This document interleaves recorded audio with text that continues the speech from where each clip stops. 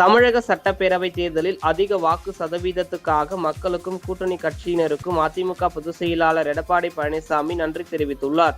இதுகுறித்து தனது எக்ஸ் தளத்தில் பதிவிட்டுள்ள அவர், நடந்து முடிந்த தமிழக சட்டப்பேரவை பொதுத் தேர்தலில் தமிழ்நாட்டின் நல்லாட்சி மலர வேண்டும் என்பதற்காக கடும் வெயிலையும் பொருட்படுத்தாமல் வரலாற்றில் முன்னெப்போதும் இல்லாத அளவிற்கு மிக அதிகமான வாக்குப்பதிவை உறுதி செய்துள்ள தமிழக வாக்காளர்களுக்கு நன்றி தெரிவித்துக் கொள்வதாக கூறியுள்ளார்.